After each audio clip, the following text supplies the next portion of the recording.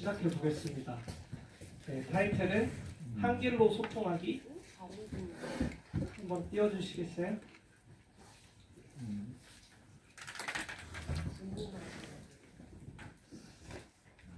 네, 한길로 소통하기입니다. 이 타이틀을 가지고 하다가 어떻게 우리의 삶 가운데 더 깊이 풀어지고 이해되는 시간이 됐으면 좋겠습니다. 들어가는 말로 그냥 젊은 세대들은 모를 것 같은데 나이 있으신 분들은 산하 제한 정책이라는 것을 들어봤을 것입니다. 한국에서 1950년도 6.25 전쟁이 끝나고 아이들이 많이 태어났잖아요. 그러면서 경제가 갑자기 좋지 않은데 아이들은 많이 태어나니까 국가적으로 산하 제한 정책을 펼쳤습니다. 그러면서 슬로건으로 걸었던 게 딸 아들을 가리지 말고 하나만 잘 기르자. 그리고 아들 딸 구별 말고 둘만 낳아 잘 기르자. 잘 키운 딸 하나 열 하나 안 부럽다. 이런 슬로건들을 걸고 자녀들을 제한시켰어요. 국가 정책으로. 근데 하나님 말씀에 반하는 말씀입니다. 창세기에서 분명히 말하고 있어요. 하나님의 법은 생육하고 번성하라고 말씀하고 있는데 그거에 위반된 정책을 나라가 펼친 것입니다. 그러면서 어떤 일이 일어났나? 그 마을마다 돌아다니면서 그 보건소 차가 정관수술을 장려하고요. 그리고 피임기구를 나눠주고 그리고 1973년도에는 모자보건법을 통하여서 낙태도 일시적으로 허용하는 시즌이 있었어요. 근데 하나님의 나라에 반하는 하나님의 말씀에 반하는 정책을 펼쳤을 때 어떤 일이 일어날까 우리는 생각해 보게 됩니다. 그냥 예를 들어보겠습니다. 이집트입니다.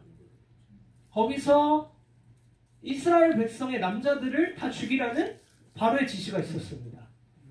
근데 그 지시를 말씀을 자세히 보면 산파들이 나오는데 하나님을 경외함으로 그들은 그 아들들을 딸들을 죽이지 않았다라고 나오고 있습니다. 그럼 그들은 축복을 받았다라고 말하고 있어요. 하나님의 반하는 정책이 가고 있는데도 그 안에서 하나님을 경외하는 사람들이 있었다라고 말하고 있는 것입니다. 근데 하지만 이 정책을 그대로 수용하고 있는 그 나라는 어떻게 되었을까요? 이름도 없이 사라지게 되고 하나님의 심판 가운데 서게 되는 것입니다. 대한민국 땅이 꼭 그렇다면 아닙니다. 하지만 요즘 아이들이 너무 없어요. 동네에 돌아다니면 아이들이 전혀 안 보입니다. 학교 가봐도 제가 나온 초등학교를 돌아가봐도 놀이터에서 너무나 아이들이 없어요. 제가 가서 놀 수는 없잖아요. 그 아이들이 운동장이 평텅 비어있거든요. 그것을 보게 되었습니다. 하나님의 법에 위반된 국가 정책이 한 나라의 재앙과도 연결될 수 있겠다라는 생각을 해보게 되었습니다. 하나님의 진리를 거스르는 국가 정책으로 인해 한 국가가 맞게 되는 결과는 다음 세대가 나오지 않을 수 있는 재앙을 초래할 수 있습니다. 2000년대 저출산의 문제에 우리가 불과 30년 전에 시행했던 정책인데요. 산하제한 정책이. 근데 지금 30년 후에 이런 결과를 맞을 거라고 아무도 대한민국에 있는 학자들과 이 정책을 펼쳤던 사람들은 생각하지 못했을 것입니다. 하지만 하나님 나라에 반한, 하나님 말씀에 반한 그 정책이 하나님의 살아계심으로 말미암아 어떤 결과를 낳게 되는지 참혹한 것들을 우리는 보고 있습니다. 이게 들어가는 말이고요.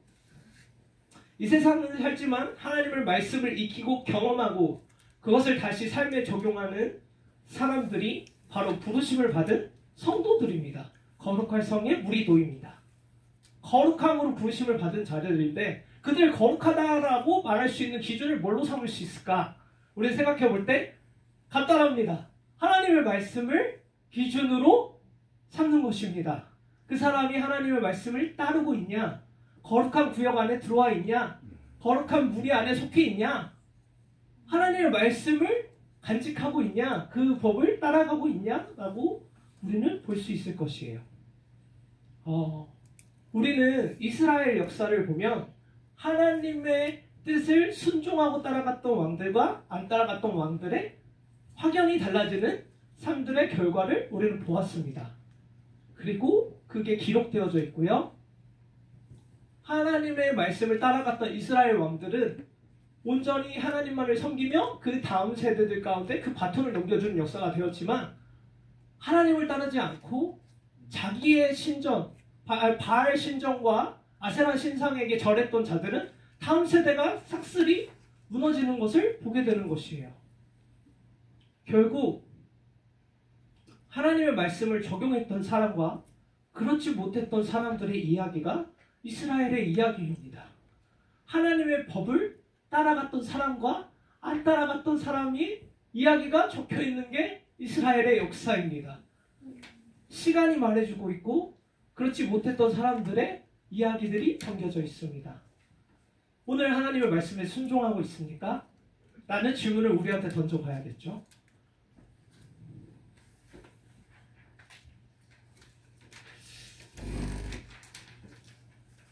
이어가겠습니다. 말라기서 말씀 4장 5절에서 6절 말씀이 있습니다. 그 다음 넘겨주십시오. 네, 한글로 소통하기. 네, 하나님과 인간과 회복을 상징하는 그 자녀의 세대가 부모의 세대를 얼굴 돌아보게 하는 그 말씀이 그 구절에 적혀져 있는데요. 하나님의 법을 떠나는 것으로 말미암아 부모 세대가 그 자녀들이 어떠한 결과를 맞을 거를 예언하고 있습니다. 재앙에 대해 부모들이 말씀의 기준에서 뒤로 밀려나면 밀려날수록 자녀들이 서갈 수 있는 입지가 좁아지는 것입니다. 하나님의 말씀을 따르지 않는 부모님의 세대들이 나올 때마다 아이들이 그 후로 예수님을 바라보고 하나님을 바라볼 수 있는 입지들이 좁아지는 것을 말하고 있습니다. 호세아 4장 6절에서는 내가 나의 하나님의 율법을 잊었으니 나도 내 자녀를 잊어버리리라 말씀하고 있습니다. 하나님의 율법을 가까이 하는 부모 세대가 아닌 것을 말하고 있고 그것을 떠난 세대가 결국에 그 자녀들이 맞는 결과에 대해서 설명하고 있습니다. 그 다음 슬라이드 한 번만 넘겨주시겠죠? 잠시만요. 그러면서 이제 가정계도 이탈에 대해서 그 정컬로 한번 넘어오시겠어요? 가정계도 이탈에 대해서 잠깐 이야기하고 싶은데요. 아무리 작은 경기라고 해도 우리가 인생을 살다 보면 하나님의 법이 있는 것처럼 우리가 스포츠를 보아도 거기에는 룰이라는 게 있습니다. 그 룰에 맞지 않게 경기를 풀어나가면 그 사람은 실격 처리가 되고 그 사람은 더 이상 게임에 참여할 수 없는 사람이 되는 거죠. 근데 이 세상에도 하나님의 법이 안 보이는 법이 지배하고 있습니다. 이 세상에 보이는 법들 가운데서는 우리가 운전하다가 이렇게 하면 안 돼. 길을 가다가 이렇게 하면 안 돼. 이 세상의 법들이 눈에 보이지만 하나님의 법이 눈에 안 보인다고 하여서 이 법이 없다라고 치부해버린다면 어떻게 될까요? 하나님의 말씀이 분명히 말하고 있습니다. 호세아 14장 9절에 보면 누가 지혜가 있어서 깨달으며 누가 총명이 있어서 이런 일을 알겠느냐. 여호와의 도는 정직하니 의인은 그 길로 다니거니와 그러나 의인은 그 길에 걸려 넘어지느니라. 하나님의 말씀이 길과 같아서 설명하고 있는 것입니다. 그 길을 선택해서 가는 사람이 있는가 한 면에 그 길을 선택하지 않고 그 길에 걸려 넘어진다라고 말을 하고 있습니다. 하나님의 말씀이 우리의 삶 가운데 그 법처럼 안 보이니까 이게 없구나. 그냥 이렇게 내가 살지 않아도 내가 무지한 중에 범한 죄까지 그냥 하나님이 나를 무지한 중에 범한 거니까 간과해 주시겠지. 나를 그냥 쉽게 용서해 주시겠지 했지만 하나님은 꼭 집어서 그 죄를 넘어갔던 순간순간마다 역사를 보면 그거를 짚고 넘어가신다라는 분이심을 우리는 알 수 있습니다. 잠언 17장 13절을 제가 한번 읽겠습니다. 이 말씀이 아니고요. 누구든지 악으로 선을 갚으면 악이 그 집을 떠나지 아니하리라. 선을 행한 자에게 악으로 이렇게 답을 주면 결국에는 하나님이 그 집을 악이 떠나지 않을 거라는 말씀이 있습니다. 이 말씀 한 구절만 봐도 하나님 나라의 법은 생각보다 실질적이고 우리가 눈에 보이지 않아서 그렇지 하나님이 행하시는 그 법 안에서는 우리가 선을 행하는지 악을 행하는지 구분은 보고 계신 것을 알 수 있습니다. 모르고 지은 죄가 어떻게 되는가? 하나님을 아는 지식이 없어서 멸망한다라고 말하고 있습니다. 하나님이 어떠한 분이신지를 몰라서 우리는 어떻게 보면 멸망하는 것일지도 모릅니다. 하나님이 어떠한 분인지를 우리는 정확히 알아야 됩니다. 하나님이 어떤 걸 좋아하시고 어떤 걸 싫어하시는지를 정확히 알고 그 길을 우리가 택해야 됩니다. 이 말씀은 하나님이 이 세상을 움직여가는 원리고, 즉 그분의 율례, 규례, 다양한 법 중에 한 가지로 표현하고 있습니다. 우리의 무지함이 우리를 가릴 수 있는 것이 아니라 그 무지함이 하나님의 모습을 피해가는 게 아니고 더 이상 피난처가 될 수 없는 것을 우리가 알아야 합니다. 하나님의 법을 모른다고 해서 제가 강가되거나 하나님의 눈을 감아주시는 분이 아니십니다. 하나님은 공의로우신 분이시고 그 말씀을 우리의 삶을 저울에 대어서 우리를 행한 대로 갚으실 것입니다. 하나님은 모든 행위와 모든 은밀한 일을 선악간에 심판하십니다. 전도서 12장 14절의 말씀입니다. 그렇다면 너무 이제 서론이 길었던 것 같은데 이게 핵심은 아니잖아요. 우리 가정을 돌아보고 우리 가정 가운데 하나님의 법이 통치하고 있는지, 아니면 그냥 세상의 법과 세상과 다른 사람과 상관이 없을 정도의 가정이 그냥 그렇게 통치하고 있는지를 우리는 바라보아야 합니다.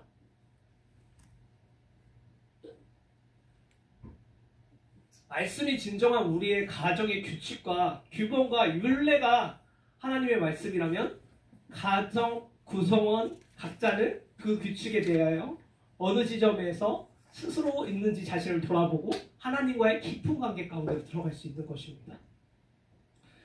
에베소 6장 말씀에서 부모와 자녀에 대한 이야기를 합니다. 제가 읽어드릴게요. 자녀들아, 주 안에서 너희 부모에게 순종하라. 이것이 옳으니라. 내 아버지와 어머니를 공경하라. 이것이 약속에 있는 첫 계명이니 이로써 내가 잘되고 장수하리라. 또 아비들아, 너희 자녀를 노엽게 하지 말고 오직 주의 교훈과 훈계로 양육하라. 하나님이 부모와 자식 간에 어떠한 관계를 유지하고 어떻게 서로 섬겨야 되는지를 말하고 있습니다. 근데 거기에서 유심히 보고 싶은 구절이 교훈과 훈계로 그들을 양육하라라는 부분이 있습니다.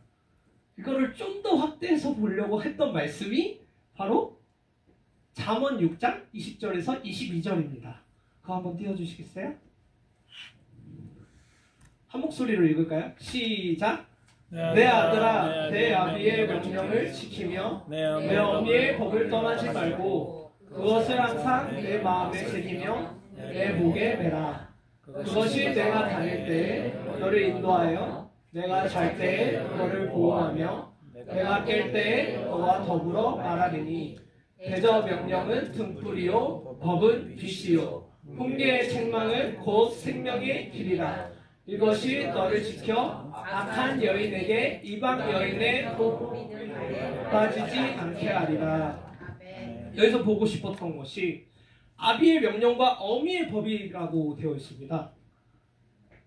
그러니까 이 저자가 썼던 내용의 취지를 보면 부모님들은 하나님의 법을 이미 간직하고 있었다라고 보여지는 것입니다.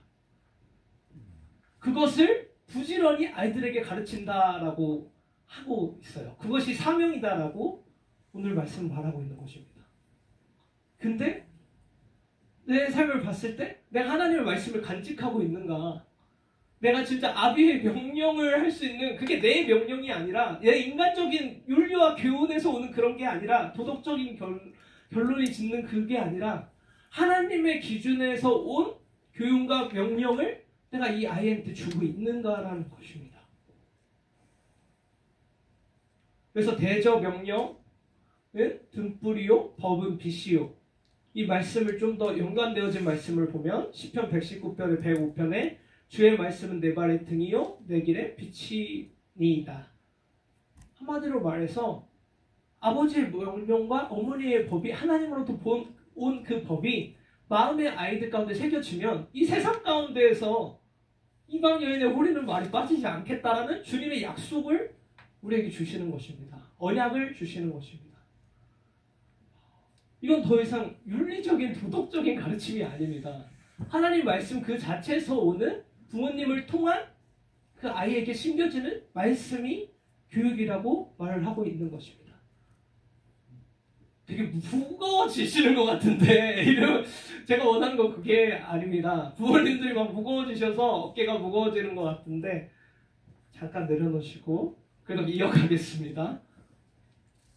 부모들에게 주어진 사명이 제대로 감당되지 않을 때 그 가정 안에서는 각 가족 구성원에게 궤도 이탈이라는 경험을 하게 됩니다.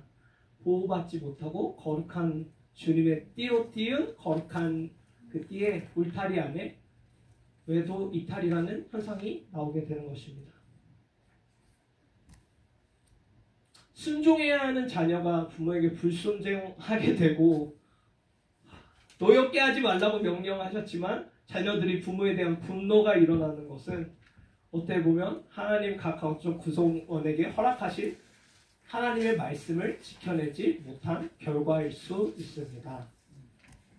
하나님의 통치가 아닌 그 영역 가운데서 죄가 통치하는 영역이 있기 때문에 그것을 타고 부모님의 말씀에 불순종하고 또 아비들은 노하게 만들고 자녀들 간에 세대 간에 단절을 일으키는 일이 일어날 수 있다고 말하고 있습니다. 다음 슬라이드 한번. 노아 형제가 얘기했다시피 교육 현장은 다른 곳이 아닙니다. 그러하기에 주일학교나 공립학교 이야기 들으셨지만 산업혁명 당시에 사회의 필요에 의해서 등장하였지 그것이 꼭 그렇게 해야 된다라는 법으로 내몰리게 되는 방치되는 아이들에게 해답이 되었던 것은 아닙니다. 그곳에서는 학교 중심 교육이었고 기관 이탁 교육이었습니다. 성경을 우리는 통해서 어떤 교육이 가야 되는지 우리는 볼 필요가 있습니다. 그냥 시대가 이렇게 요구하니까 산업혁명이 있으니까 아이들이 방치되니까 주일학교를 하자, 공립학교를 설립하자 그렇게 끌려갔는데 교육이란 게 그럼 진짜 하나님이 요구하시는 성경적인 교육 방법이 나름 성경에 기록을 해 놓으셨을지 아니면 안 해 놓으셨을지 우리는 생각해 보아야 됩니다.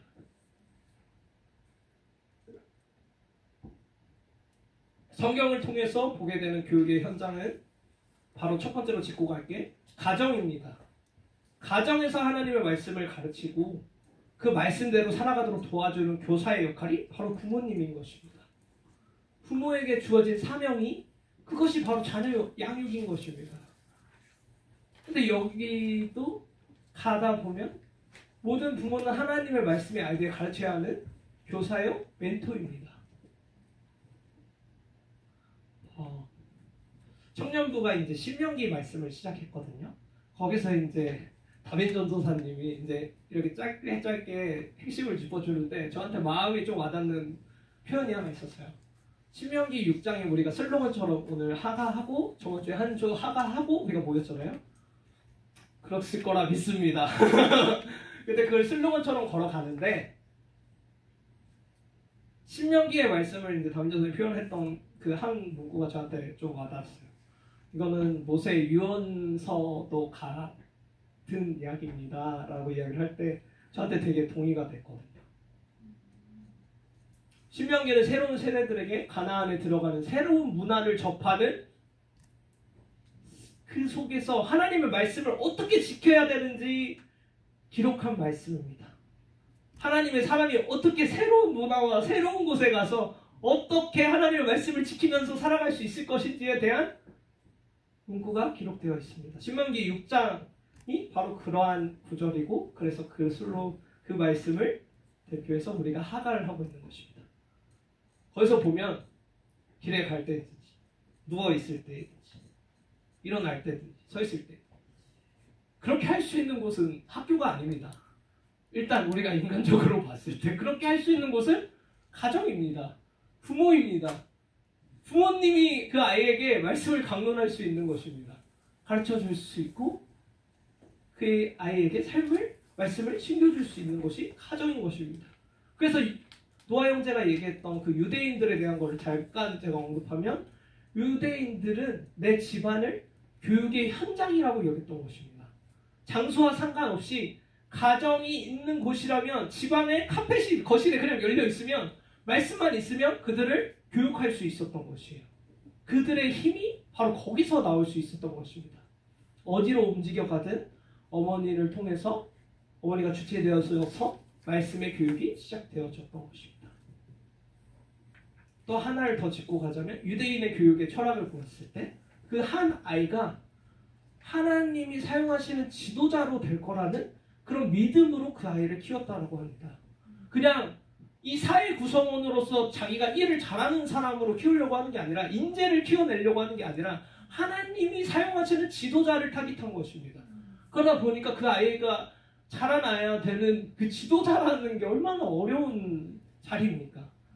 그냥 그 아이가 어디 가서 돈 잘 벌고 자기 밥벌이 하는 정도의 삶으로 만들려고 한 게 아니라 한마디로 말해서 그냥 옛날 얘기로 표현하면 왕자와 공주처럼 진짜 교육을 철저히 시켰다라는 것입니다. 이제 교육의 훈련의 5가지 요소를 이제 짚고 넘어가겠습니다. 네.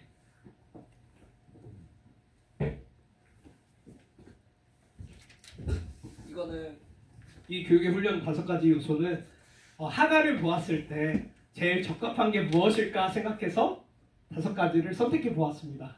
첫 번째는 시간이고, 두 번째는 반복이고, 세 번째는 받아들임이고, 네 번째는 의도적 개입이고, 5번째는 평생 교육입니다.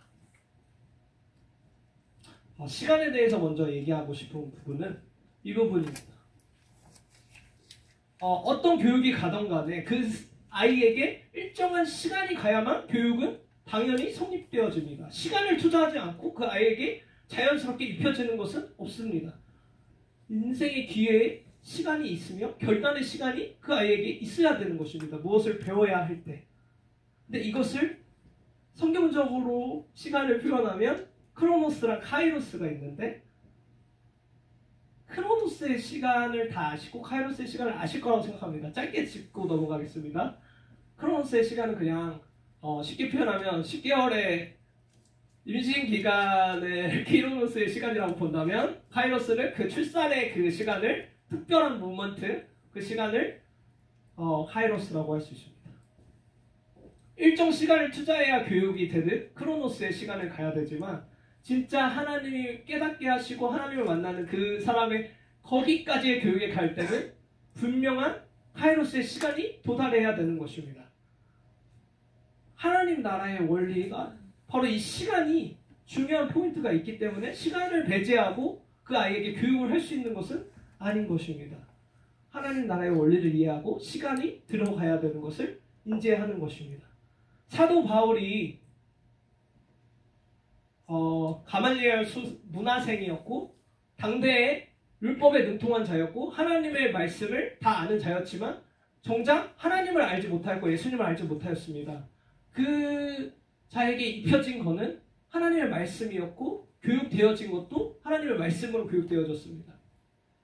근데 하나님을 알지 못하였고 그 시간을 가다가 예수님이 하나님이 부르셨을 때 그 아들이 회심하고 돌아오는 사건이 카이로스라고 본다면 바로 우리가 타깃하는 것은 그것입니다.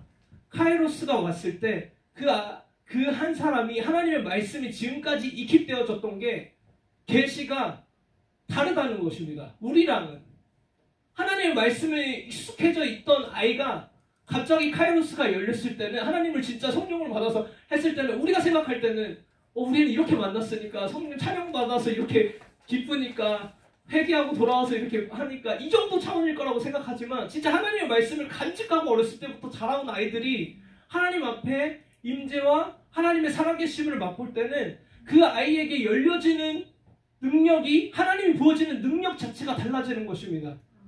그거를 기대하는 것입니다. 사실 아이들에게 진짜 하나님을 만나서 말했지만 하나님을 만나서 그 아이가 세상을 살아가서 진짜 하나님을 섬기고 싶을 때 하나님이 원하시는 훌륭한 일들을 할 수 있는데도 불구하고 첫회심하고, 근데 우리는 이렇게 삐그덕삐그덕 되면서 걸어갈 때가 많이 있지 않습니까?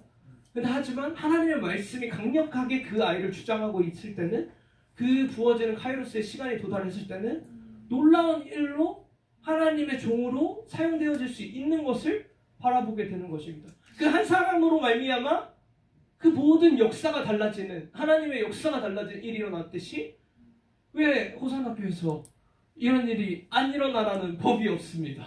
그 한 아이를 통하여서, 이세를 통하여서 왜 안 일어나라는 법이 없습니다. 그거를 기대하는 것입니다. 아멘. 아멘.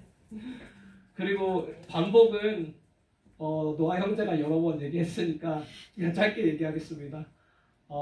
뇌에 대해서 이제 설명을 들으셨죠. 뇌의 원리가 반복한 것들은 남기고 반복하지 않은 것들은 제거한다는. 그러니까 그 원리대로라면 반복한 것들 말씀을 계속 뇌에 남겨놔야 되는 것을 강조하는 것입니다. 그리고 하가는 뇌에만 새기는 게 아니라 결국에는 말씀 마음에 새기는 것까지, 그게 하가인데 원전은 입술과 뇌에 새겨야 되니까 그거를 반복을 항상 생활하는 거, 그거를 강조하고 있습니다. 그리고 세 번째는 좀 생소하지만 받아들이는, 교육에 대해서 받아들이고, 그걸 받아들이려면 제일 이제 부모님들에 대해서 얘기했잖아요. 해보았을 때 제일 어려웠던 이야기가, 이런 이야기가 들려요. 부모와 아이가 교육을 할 수 있냐라는 이런 걸 생각하게 됩니다. 너무 잘 알고 있고 그 사람의 모든 걸 알고 있는데 교육을 하려고 하니까 탁탁 막히잖아요. 그 아이에게 뭔가 신겨주고 싶은데 내 삶이 너무 다 보여지니까. 그러다 보니까 그 아이와 부모님의 서로의 관계, 받아들임의 그 선이 되게 중요한 것이에요. 그러니까 유대인들이 가르칠 수 있을 정도로 부모님들, 어머니, 아까 영상 보셨죠? 아버지가 옆에서 티칭 하시잖아요. 어머니도 이제 집안에서 그렇게 티칭 하시는 거예요. 그러니까 그분들은 말씀에 대한 지식이나 깊이가 우리가 생각하는 그 이상입니다. 그러니까 어떻게 보면 롤모델로, 아이들이 롤모델로 여길 수도 있고, 그들을, 부모님을 트러스트할 정도로 이 말씀을 이렇게 풀어줄 때 그런 이야기를 하고 싶어서 받아들임에 대해서 이야기를 하고 있습니다. 그리고 네 번째, 의도적 개입입니다. 자연스럽게 이 하가라는 게 자리 잡고 자연스럽게 우리가 배워주면 너무 좋은데, 우리가 죄인인지라 이 말씀이 너무 오혁 형제 말로는 오면 뼛속까지 싫다. 뼛속까지 거부한다 내가, 이런 표현을 썼었는데요. 저도 마찬가지고 자연스럽게 일어나는 현상은 아닙니다. 교육이란 거는 당연히 자연스럽게 자리가 될 때까지는 의도적으로 개입이 들어가야 되고, 그 부자연스러운 시간이 지나가야 그 아이에게 하가라는 것이 자연스러워지는 것을 말하고 있습니다. 말씀이 익숙해지는 것은 분명한 의도적인 개입이 있어야 되고 그 아이에게 입혀지는 시간이 충분히 필요한 것을 말하고 있습니다. 그리고 다섯 번째는 평생교육입니다. 말씀의 깊이는 끝이 없고 계속 우물물 길러도 끝이 안 나는, 말씀을 알면 알수록 더 하나님의 사람이 깊어지는 평생교육, 끝이라는 건 없고 계속 그것을 강조하고 싶어서 평생교육을 넣었습니다. 네 번째입니다.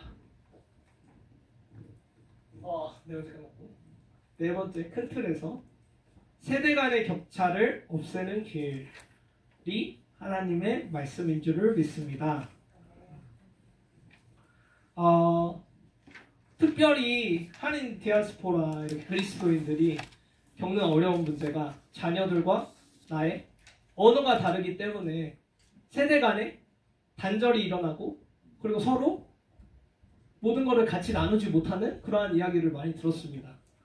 의사소통의 한계, 언어가 다른 점, 그런 것들을 생각해 보면서 이제 말씀의 교육은 당연히 부모님이 되어야 된다고 말을 하는데, 언어가 다르면 그렇게 효율적으로 일어나지 않는 것을 얘기하고 싶었던 것입니다. 언어가 같아야 되는 그 부분을 짚고 넘어가고 싶은 것입니다. 한국어를 가르쳐야 된다.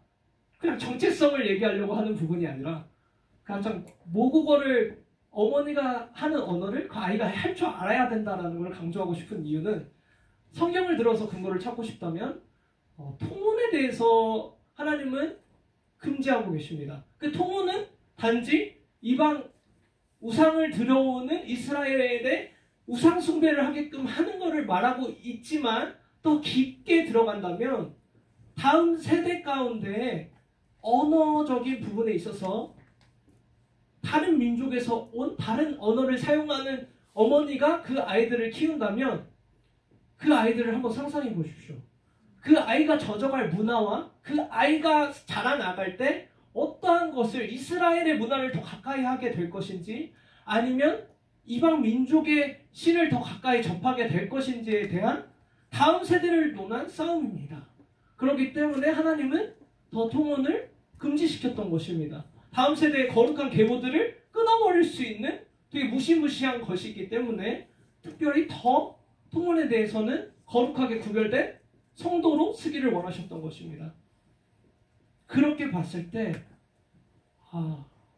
부국어도 아니고 모국어입니다. 이건 좀 어머니한테 좀 부담이 될 수 있지만 마더텅입니다. 파더텅이 아니라 어머니의 언어가 가장 그 아이에게 잘 입혀진다라는 것을 말하고 있는 것을 우리는 바라볼 수 있습니다.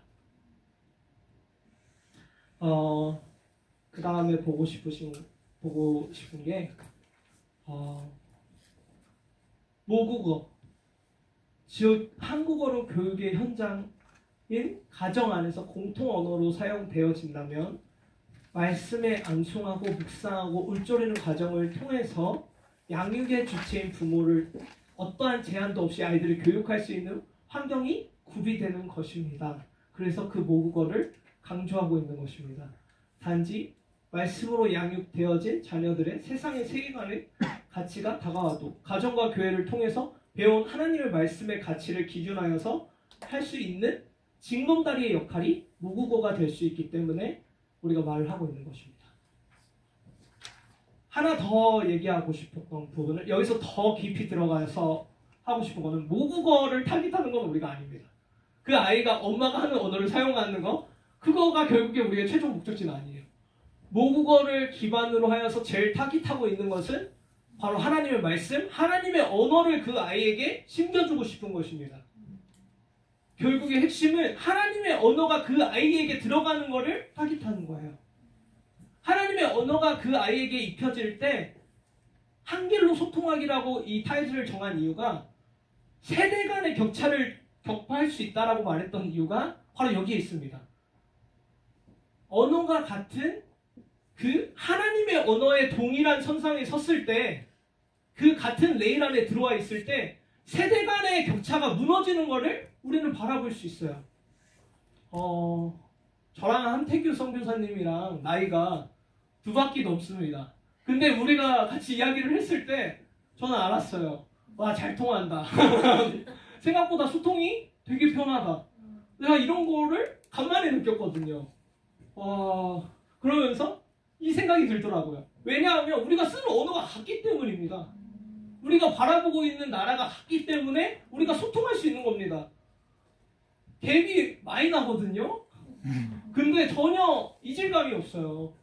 당연히 뭐 길 가다가 사 먹은 간식이나 뭐 탕후루 사 먹었네 이런 이야기는 못 하겠지만 하나님 나라를 봤던 그 관점에서 우리는 같은 레일 안에 서 있다는 것입니다.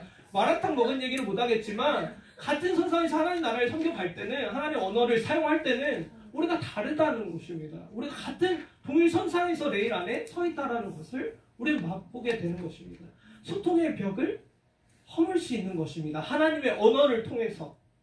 그래서 단지 이제 그런 가정을 우리는 꿈꾸게 되지 않나요?